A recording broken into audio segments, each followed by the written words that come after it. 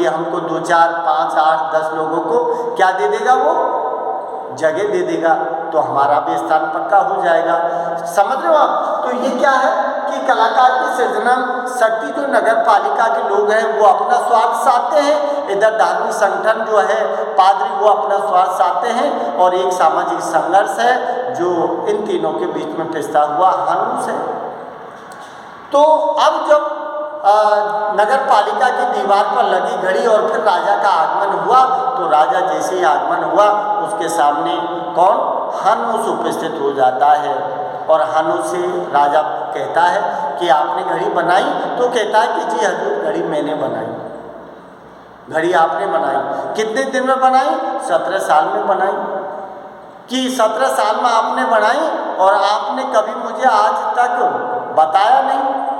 पैसा जो था, मदद जो मांगी थी आपने व्यापारियों से और पादरियों से, मैं भी तो दे सकता था। इसका मतलब मुझे पता नहीं, घड़ी बना दी। आप कितने दिन में बना सकता है? बोले सर 17 साल तो नहीं, लेकिन अब तो कम समय लगेगा, मुझे अनुभव हो गया है, मैं बना दूंगा। तो इस आधार को लेके राजा ने इनाम स्वरूप उसको 1000 सोने की स्वर्ण मुद्राएं दी। राज दरबार में हानूस को दरबारी का पद दे दिया गया और महीने के तौर पर उसका मासिक वेतन बांध दिया गया, और घड़ी की देखभाल करने के लिए 500 रुपये का वजीफा एक्स्ट्रा रख दिया गया।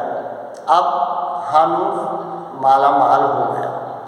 तो यहाँ का पादरी और कात्या, एमिल, जैकब सारे लोग बहुत खुश हुए। लेकिन इसके परिणाम स्वरूप क्या मिला?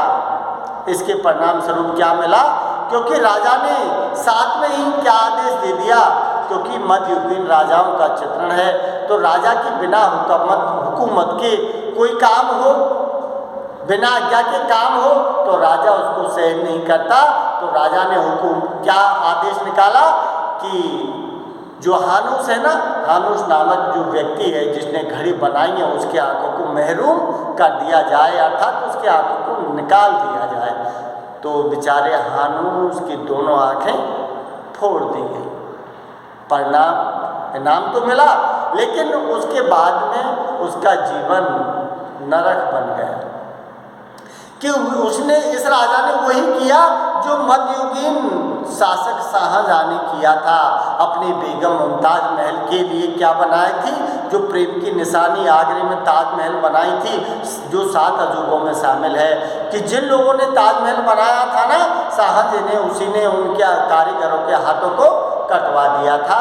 वही काम इस राजा ने हानूस की आँख निकाल कर किया। तो ये क्या था कि कलाकार की सृजनात्मक शक्ति का परिणाम, सृजनात्मक शक्ति का विकास तो हुआ, लेकिन विकास होने के साथ साथ ही उसको उसका परिणाम क्या मिला,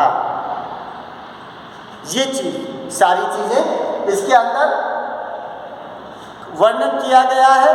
अब देखिए, अब मैं दूसरी जो तीसरा जो पॉइंट है आपका, उसको लेकर थोड़ा चर्चा करता हूँ, क्योंकि एक ही पॉइंट पर सारा समय नहीं निकालेंगे। थोड़ा सा तीनों ही पॉइंटों पर कुछ चर्चा हो जाए तो आपको कुछ समझ आए। अब देखिए, तीसरा जो पॉइंट है इसका, इस तीसरे पॉइंट में क्या दिया है कि जिसमें दिया है कि क्या दिया है, कलाकार की आंतरिक, क्या दिया है, आंतरिक पीड़ा।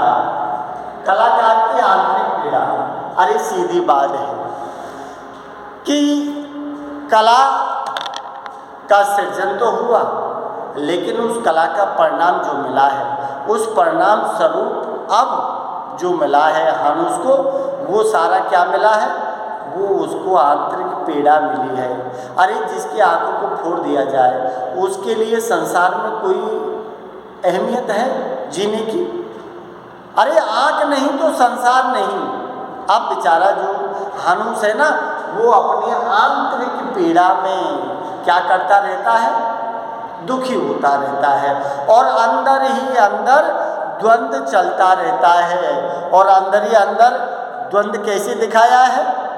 अरे वो सोचता है कि इससे अच्छा तो अगर मैं घड़ी नहीं बनाता तो ठीक रहता। जैसे मैं गरीबी में अपना जीवन यापन कर रहा था, जैसे घर परिवार चल रहा था, वैसे चलता वो ठीक था। क्योंकि अब एक तरफ वो दूसरा ये भी करता है कि चलो मेरी सृजन, कलात्मक सृजन की वजह से मुझे तो दंड मिला जो मिला, लेकिन मेरा परिवार तो पैसे के अभाव में दुखी नहीं होगा।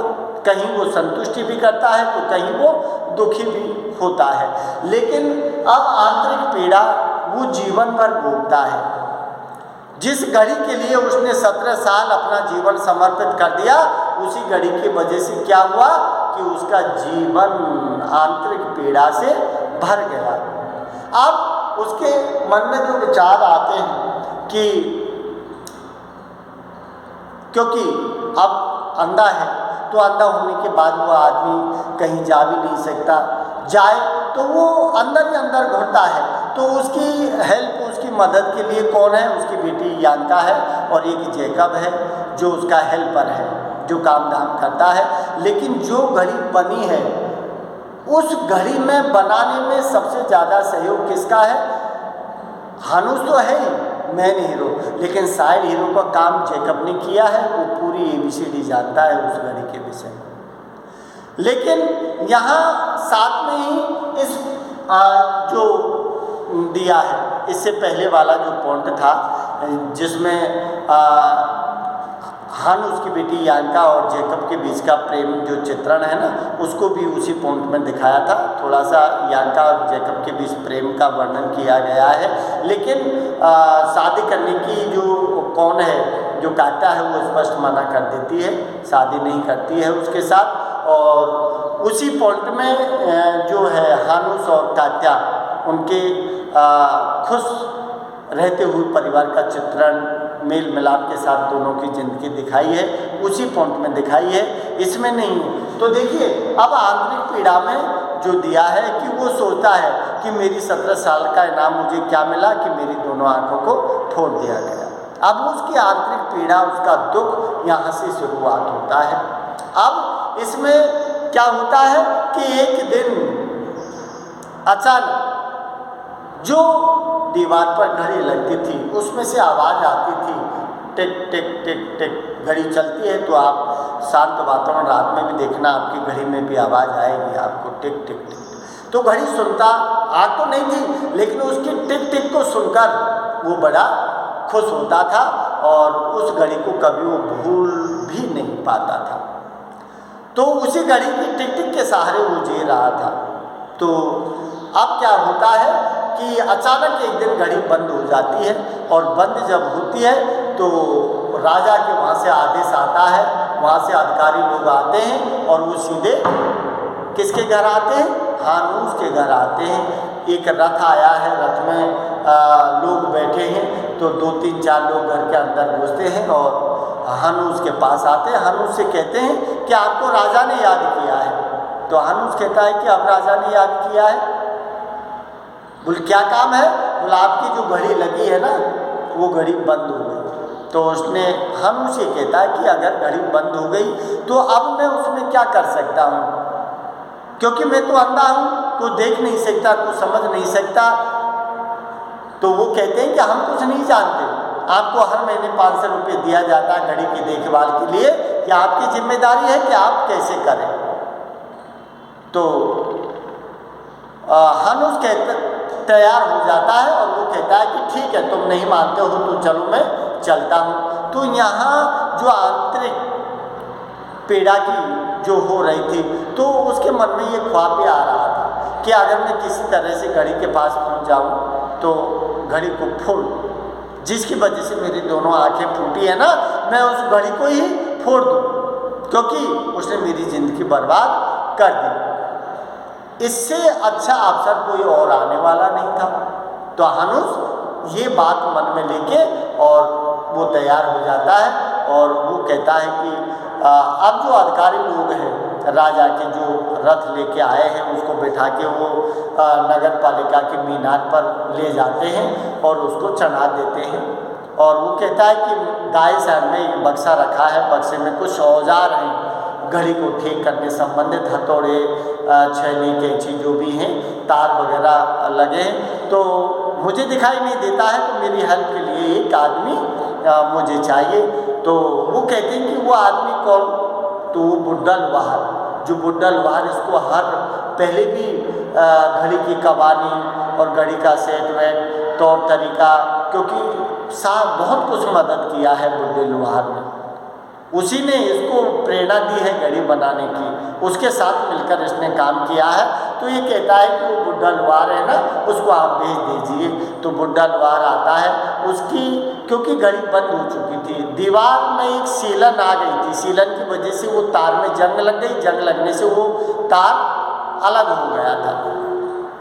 तो बुड्ढा लोहार आया, उसने कहा कि आप एक तार ले आइए, ज़्यादा कठोर नहीं हो, लचीला हो, जिसको पेंडुलम के लिए काम आता है। तो अब उसके मन में वो विचार आता है, जैसे हथौड़ी लेता है कि उसकी इच्छा मन में ये है कि मैं इसको फोड़ दूँ। लेकिन आप जानते हो कि जिस व्यक्ति ने उस घड़ी को बनाने के लिए 17 साल अपने जीवन के न्यौछावर कर दिए, जैसे कोई अपनी संतान को पाल पोस के बड़े करता है और उसके लिए जिस तरह से वात्सल्य भाव जागता है ना, ठीक वैसे ही उसका वात्सल्य भाव एकदम जाग आया। जैसे ही घड़ी के ऊपर उसने हाथ रखा, सारे घड़ी का नज़ारा उनके हृदय में एक एक करके बंद आंखों के सामने आने लगा और उसकी शरीर का एक एक रूह कांप उठी।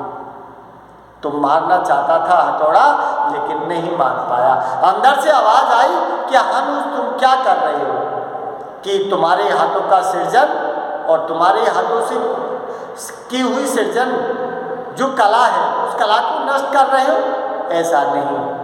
तो रुक जाता है और फिर उसकी आंखों से आंसू निकल आते हैं और फिर वो लोहार से घड़ी को देखता है, तो पीछे जब हाथ देता है तो सीलन से उसका तार है जो वो अलग हो जाता है।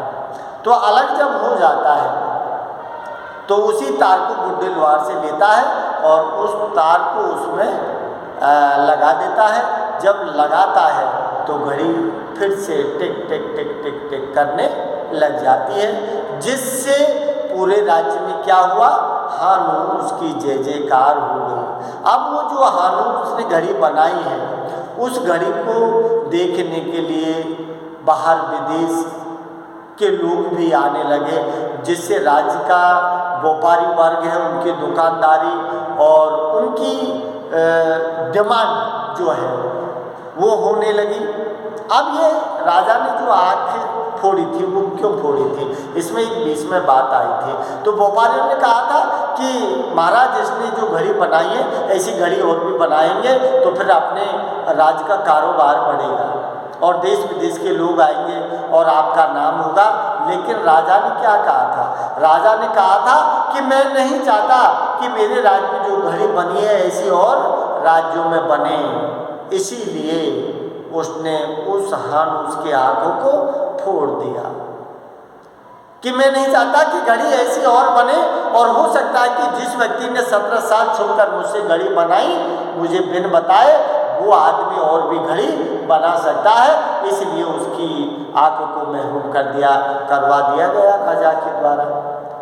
तो अब वहाँ घड़ी सही हो जाती है और बड़ी धीर वीर गंभीरता के साथ वो उतर कर आता है और जो लोग हैं, कौन, जो दिए हैं राजा के पदाधिकारी, वो लोग कहाँ ले जाते हैं, उसको घर नहीं ले जाने, मतलब घर नहीं भेजते हैं। वो कहते हैं कि चलिए आपको राजा ने बुलाया है। तो हानूस ये कहता है कि राजा ने बुलाया है, अब राजा का मेरे से क्या काम है, कि जो राजा को करना था मेरे साथ वो तो उन्होंने कर ही दिया, मेरी जिंदगी तबाह बर्बाद हो गई, अब मुझे राजा के पास ले जाके क्या करूँगा,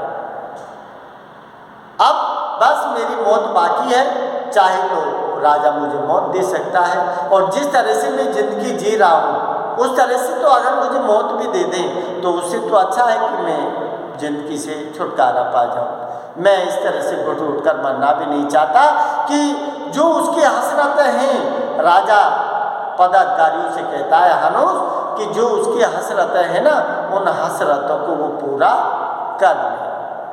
तो पदाधिकारियों के साथ, लेकिन मेरे मन ने क्या कहता है हनूस कि मुझे ले चलो राजा के पास, उसकी इच्छा है मुझे मारे तो मुझे मार दे, लेकिन एक बात ध्यान रखना कि घड़ी का जो राज है ना, वो घड़ी का राज मेरे तक सीमित नहीं है। घड़ी का राज किसको था? जैकब को भी था। इसीलिए वो कहता है कि जैकब, क्योंकि जैकब पहले भी पादरियों की सुअर के चक्कर में चार साल जेल जा चुका है, तो वैसे भी वो बहुत तेज दिमाग का था। तो जैसे ही जैकब को इस बात का मालूम हुआ कि हम उसको आँख फोड़ दी गई, तो जैकब वहाँ से गायब हो गया। क्योंकि राजा अगर ये पूछ लिया कि कोई किसी और ने तो नहीं बनाई है घड़ी, तो जैकब का नंबर आता, जैकब की आंखों को फोड़ दिया जाता। लेकिन एमिल, क्योंकि जो एमिल है, एमिल की सहायता से जैकब पड़ोस का जो राज है, जो जॉर्ज व्यापारी है वहाँ का, बोलो उसके साथ वहाँ जाओ और वहाँ घड़ी बनाने का काम करना। तो यहाँ हानूस उस बात को कहता है कि जो घड़ी का राज है ना, वो अब राज नहीं है। क्या दिया है? जिसमें दिया था घड़ी बन सकती है, मेरे मरने से ऐसा नहीं है कि घड़ी बंद हो जाए। क्या कहा था कि घड़ी बन सकती है, घड़ी बंद भी हो सकती है, घड़ी बनाने वाला अंधा भी हो सकता है और घड़ी बनाने वाला मर भी सकता है। क्या दिया था? मर भी सकता है। लेकिन क्या दिया था कि जैकब चला गया ताकि घड़ी का भेद जिंदा रह सके। यही सब मेरे लिए बड़ी बात है। इस तरह से कह के वो जो हानूस है ना, वो राजाओं के पदाधिकारी जो हैं उनके साथ चला जाता है और उसके बाद नाटक का पर्दा गिर जाता है और नाटक को समाप्त कर दिया जाता है। ठीक है, अब देखिए ये था। इसलिए आप ध्यान रखना कि इस नाटक की कथा वस्तु जो 3 अंकों में बांटी गई है। पहला अंक कौन सा है? जिसमें पादरी कात्या और हानूस की वार्तालाप संवाद का चित्रण है पहले अंक में। और दूसरे अंक में क्या है कि कलाकार की जो सृजनात्मक शक्ति है, कला चेतना है, उससे संबंधित बात है जो घड़ी बनाई है। और तीसरा जो अंक है उसमें क्या है? कलाकार की आंतरिक पीड़ा, जो राजा ने उसको दंड दिया उसके बाद का जीवन है वो आंतरिक पीड़ा। ये 3 पॉइंट याद रखना है आपको।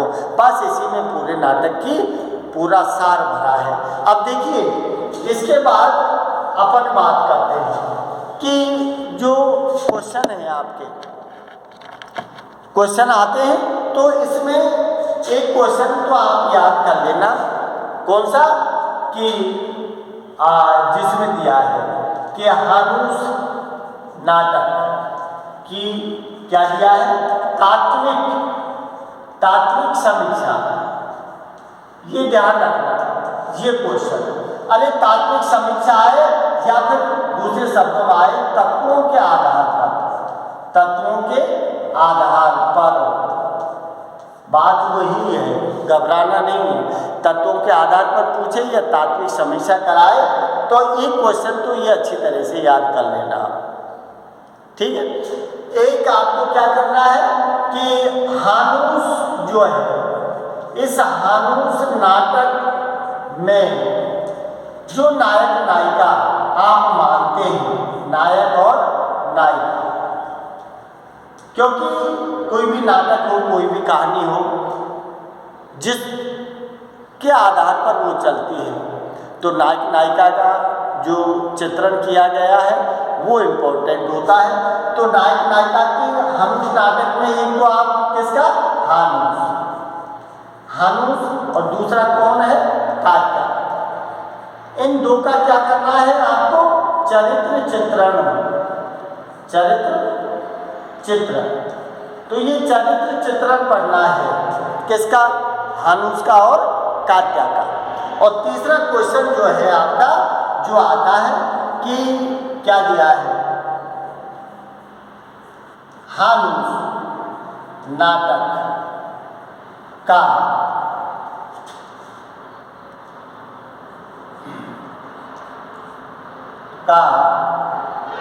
की जगह की कर लो, मूल संवेदना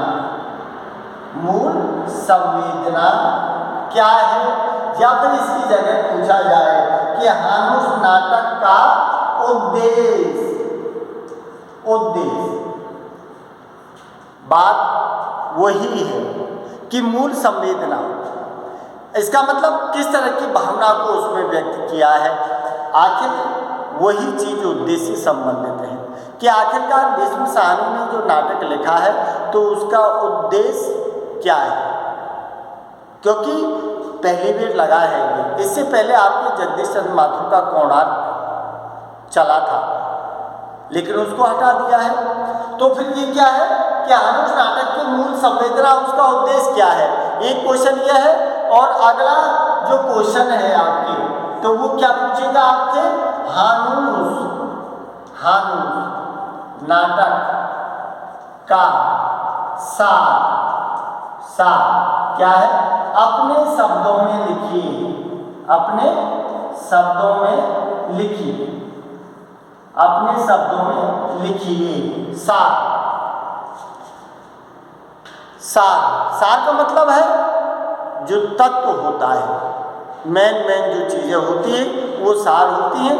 तो आपसे इन क्वेश्चनों को, कितने क्वेश्चन हैं आपके, एक तो हानुस नाटक की तात्विक समीक्षा है, एक हानुस नाटक की नायक नायिका का चरित्र चित्रण जिसमें हानुस और कात्या का चरित्र चित्रण ये पढ़ना है, और हानुस नाटक की मूल संवेदना जो उद्देश्य है उसको देखना है, और हानुस नाटक का सार अपने शब्दों में लिखना है। ये 4 क्वेश्चन हैं, इनमें से आपको 2 क्वेश्चन आराम से मिल सकते हैं। तो थोड़ा सा अच्छी तरह से गौर करके आपको देखना है। तो देखिए,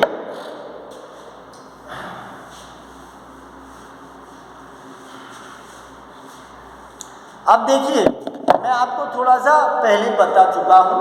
तो तात्विक समीक्षा में कई पॉइंट होते हैं, जिसको आप क्या कहते हो, पहला पॉइंट आपका क्या होता है, कथा वस्तु। दूसरा क्या होता है, जिसको क्या कहते हैं, संवाद से, जिसको कथा वस्तु, या जिसको अपन अपनी दूसरी उसमें कहते हो विषय वस्तु। बात वही है, कथा वस्तु है, विषय वस्तु है, इसको क्या बोलते हैं, कथोपकथन बोलते हैं इसको। और ये क्या है, पात्र चित्रण। तो पात्र चित्रण में इसमें क्या है कि क्या आता है, चरित्र चित्रण, चरित्र चित्रण। और 5वां पॉइंट क्या आता है, जिसमें आता है भाषा शैली। और 6ठा पॉइंट क्या आता है, 1 2 3, ये 3 है, ये 4 है और ये 5 है। तो भाषा शैली, इसके बाद क्या आता है, देश काल वातावरण। और 6 क्या आता है कि उद्देश्य। ये पॉइंट हैं आपके इनके। और क्या है कि उद्देश्य। अब इसमें जो आता है, तो एक चीज आप बढ़ाना चाहो तो जिसमें क्या बढ़ा सकते हो, अभिनेता, या जिसे कहते हैं और एक की क्या होता है, रंगमंचीयता। ये पॉइंट आप बढ़ा सकते हो।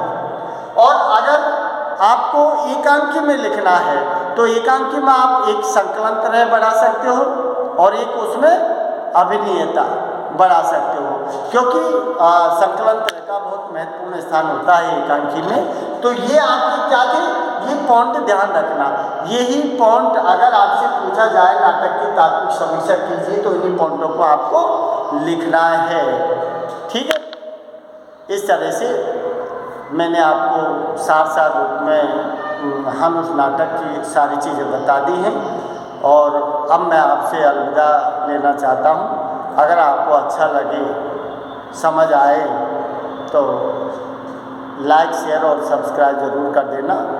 बहुत बहुत धन्यवाद आपके लिए।